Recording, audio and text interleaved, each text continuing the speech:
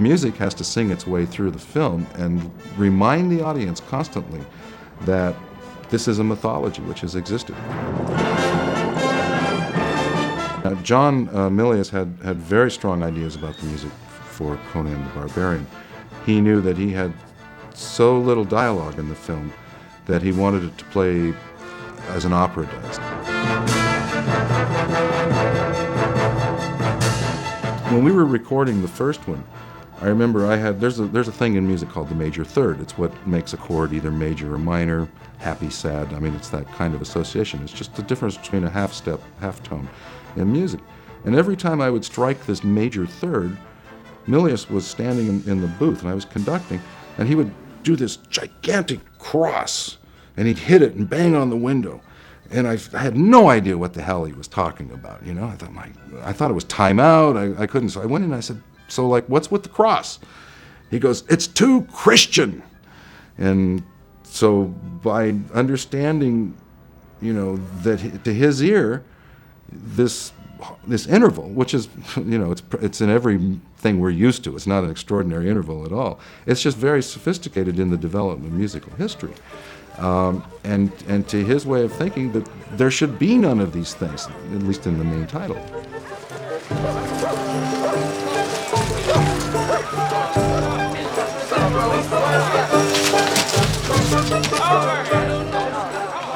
While we were in cinema school, I had written a piece of music that John quite never forgot.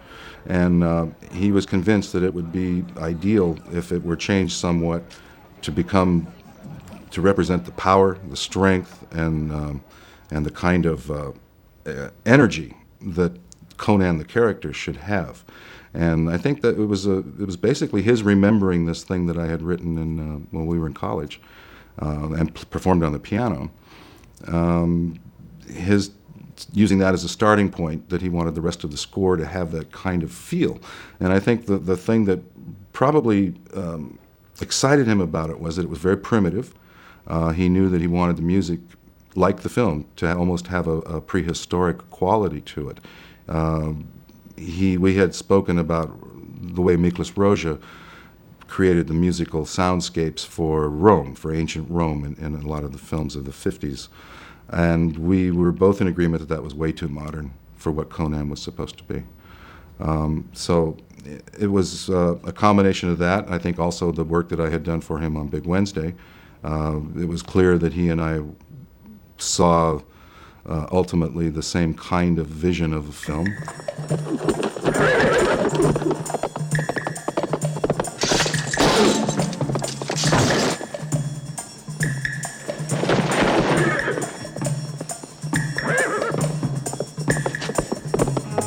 I think if you look through a lot of various composers, and you'll see strong relationships with directors. And I'm certainly not conversant with any of them in terms of that. But you need to look no further than the association of John Williams and Steven Spielberg, and John Williams and George Lucas, Robert Zemeckis and Alan Silvestri, Danny Elfman and Tim Burton. I mean, I think that there are some very standout kinds of relationships that have worked really well throughout the last 15, 20 years. And I think that the directors involve these composers very heavily in their work. I'm not sure of that, but I would guess that's the way it works, particularly if there's pre-record material, if there's material that the composer needs to come up with while the film is in production, dance numbers, this sort of thing. So there are various reasons to involve a composer, but I think probably the best reason would be because the director is interested in getting the composer in and becoming part of his or her vision as soon as possible.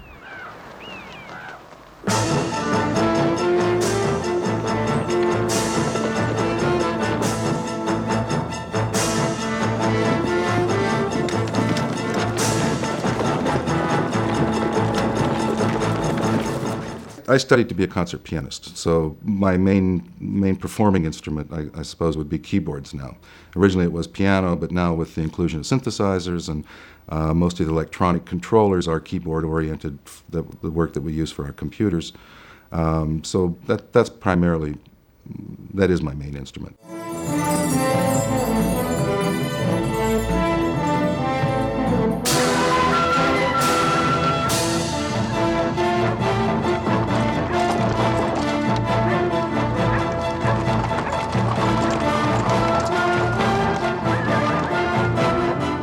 the time constraints on writing a film have shrunk. When I first started out, 12 weeks was not an unusual amount of time for a composer to be given to write a film score. And basically it broke down that the first 4 weeks were coming up with thematic material, working with the director, working with the music editors or the people that actually break down the timings of the films and the various scenes, and with the director and the composer map out how the score is going to go. And then the other 8 weeks were basically taken writing the score. These things have been cut down to anywhere between 4 and 6 weeks of actual writing and gestation, coming up with the themes themselves. So it's necessitated the inclusion of the orchestrator, and basically that's a person. Again, throughout Hollywood, they're used, variously in various different ways. I would write out sketches anywhere from 4 lines to 12 lines, depending on how complex the music needed to be in terms of the numbers of instruments performing it. The orchestrator then would take the sketch and literally, in a sketch, I might have one note that could represent 6 instruments, and then actually has to write a line of music for each individual instrument. So they take the sketch and blow it up to a full orchestration. And that relationship, I think, is key. It's absolutely key. As much as a composer is, must understand the vision of the director, the orchestrator must understand the vision of the composer. And it goes beyond, yes, you can become very specific and anybody could take a sketch. But I've always enjoyed working with orchestrators that I think know a little bit more about me. And if there's a chance for magic to get into the process, then I believe in that happening.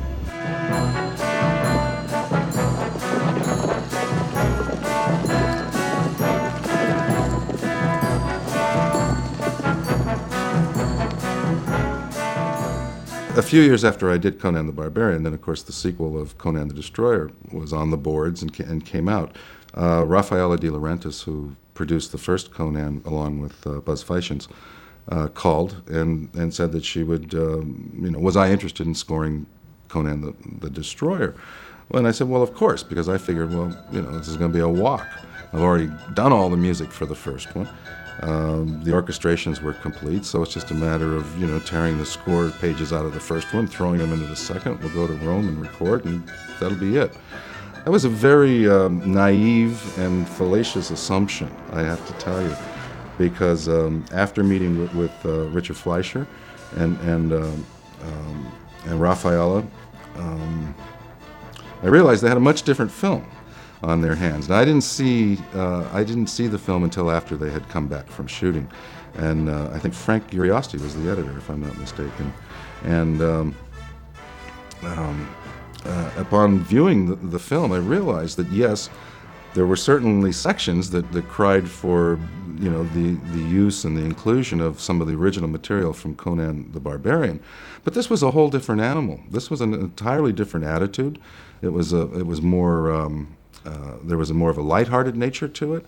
It was more less concerned about revenge. In fact, there was very little revenge in it.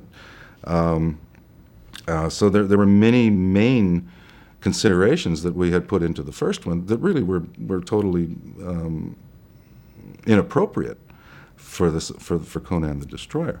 That's when the work began. So it just kind of grew from the original one. It was almost taking the original one and deconstructing it to making it fit. Because in a true sense, it really wasn't a sequel. It didn't pick up where Conan the Barbarian stopped. It kind of assumed that Conan had gone on and become a little more sophisticated, a little more worldly, learned language a little better, and the usage of it, and his ability to communicate with the outside world, instead of just looking for Thulsa Doom wanting to, kill him.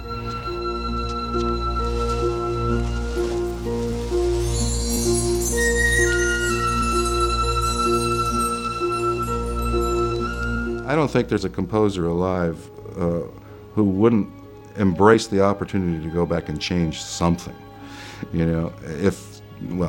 I really seriously doubt, if anybody would not welcome that chance. aside from the amount of work it would take and throwing yourself back into a reality that you might not have been too fond of at the time you were doing it. But nonetheless, sequels offer that opportunity.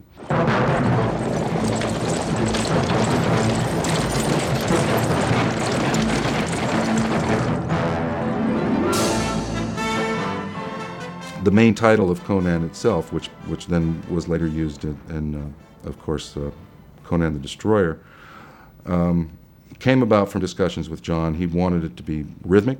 He wanted it to be rhythmically insistent. He wanted it to have a power and this primitive thing without the Christian intervals, as he calls them.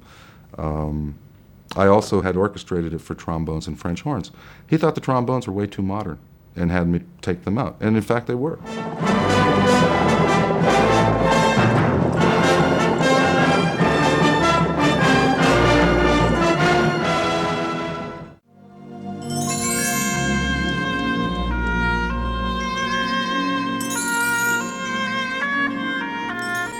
I wrote that piece of music for the original funeral pyre when Conan gives her the Viking launch, is the way John refers to it, when he's cremating her. Of course, we needed to recall Valeria's theme. It's based on the Conan-Valeria love theme, which is in the original one as well. So that was really, I think, one of the few references to Valeria in The Destroyer.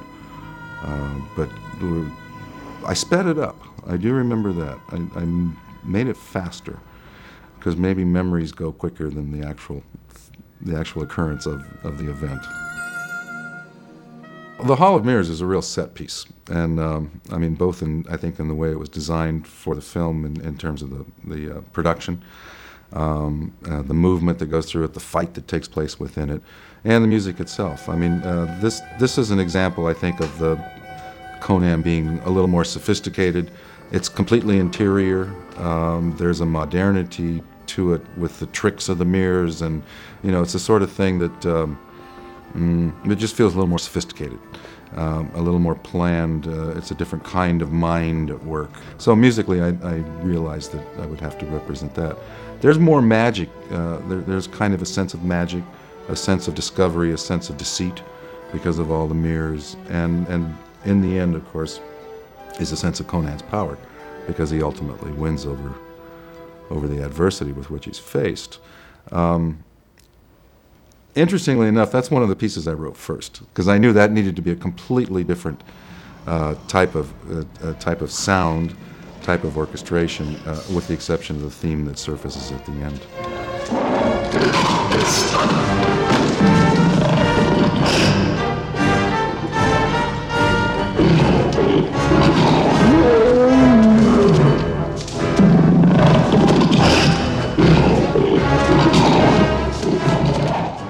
In the Hall of Mirrors, it needed a particular kind of sound. I think something that would reflect, no pun intended, the kind of shimmering, sparkling images that Richard used in the film. And for that reason, I chose instruments like piccolo and harpsichord and just things that musically would represent the kind of visual that goes along with it. It was, and again, it being interior has a whole different sound than if the thing had been shot out, say, in a plane or Stonehenge or something like that. So it has a whole, it was a place I knew I needed to work through this particular sequence of the movie because it was so different from the previous film.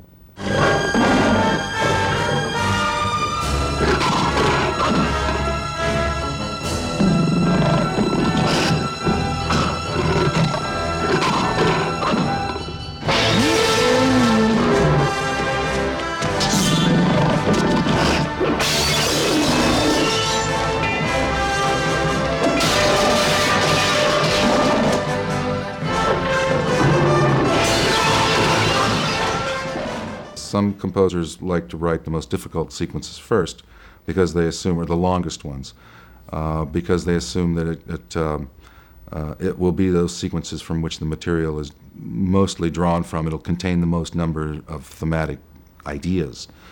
I, on the other hand, usually skip the main title because I figure the main title is almost like an overture. unless there's some specific kinds of action going on that needs to be cued. The main title usually comes, I'll write that last, generally. And then try to follow the arc of the film as best I can with the music. I'll know what the main themes are, the representations of the characters or the situations, or even sometimes, as in the case of Starship Troopers, the environments became major thematic motifs for me. I would prefer to do it linear. Oftentimes when we get into chasing a dub, which means basically the composer's still working while the film itself is being blended with the elements of the dialogue, sound effects, and music are being blended on in another stage, we're still writing. Or there might be changes. There are ubiquitous picture changes. So composers generally are working alongside the rest of the schedule. When they're dubbing, they generally prefer to dub in sequence. So therefore that requires that the music is recorded in sequence to keep feeding the dub stage the latest music that's coming out.